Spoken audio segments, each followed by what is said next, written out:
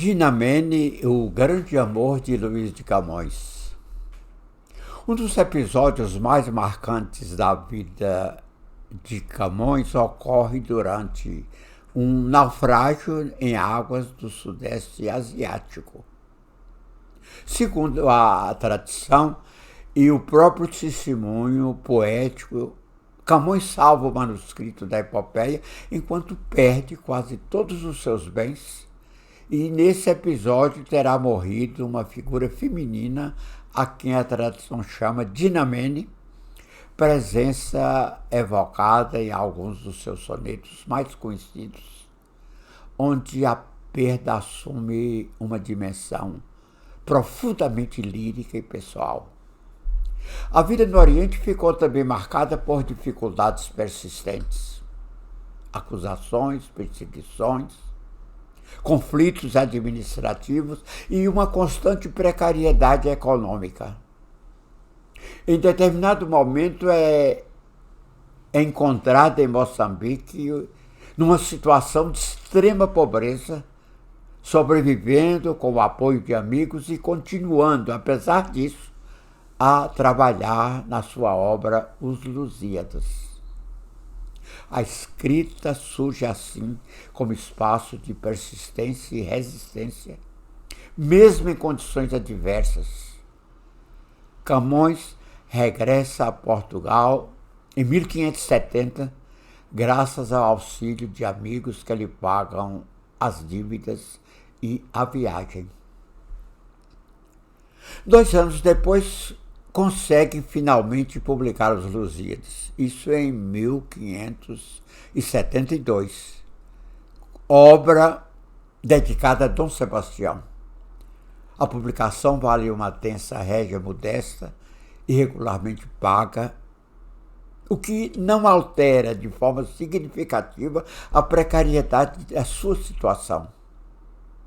Ainda assim, a epopeia impõe-se como uma obra de extraordinária complexidade, em que a exaltação das façanhas portuguesas convive com uma reflexão crítica sobre o destino humano, a ambição e os limites da expansão portuguesa. Para além da epopeia, Camões revela-se um dos maiores líricos da língua portuguesa. A sua poesia, reunida apenas após a sua morte em Rimas, 1595, explora com intensidade o amor, o desejo, a contradição e o conhecimento. Longe de uma visão idealizada e linear, a sua lírica apresenta um sujeito dividido, consciente da instabilidade da experiência humana e da dificuldade de conciliar razão e emoção. Os últimos anos de sua vida decorrem em condições difíceis. Doente, pobre e relativamente isolado, terá sobrevivido com auxílio de apoios ocasionais. A tradição refere a presença de um escravo conhecido como Jau, que o teria ajudado nos momentos mais difíceis, chegando a pedir esmola para garantir a sua subsistência. Episódio que, sendo difícil de documentar plenamente, contribuiu para a construção de uma imagem profundamente comovente do poeta na memória coletiva.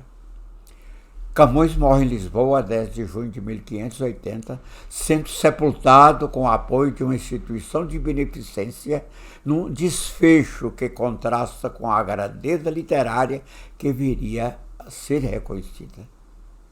A escassez de dados seguros sobre sua vida, aliada ao caráter autobiográfico de muitos dos seus textos, favoreceu a construção de uma figura quase mítica. Ao longo dos séculos, foi apresentado como poeta sofredor, incompreendido, vítima do destino e do abandono, imagem amplamente explorada por leituras posteriores. Em paralelo, outros olhares procuraram recuperar um Camões mais complexo, Um homem culto, viajado, atento às transformações do seu tempo e capaz de integrar a sua obra numa experiência multifacetada do mundo.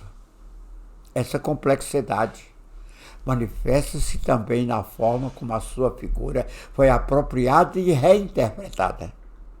Em diferentes momentos, foi transformada em símbolo nacional, por vezes integrados em discursos oficiais que procuravam simplificar o alcance de sua obra. Em contraponto, vários autores e críticos sublinharam a necessidade de regressar aos textos, recusando leituras redutoras e insistindo na riqueza contraditória do seu pensamento poético.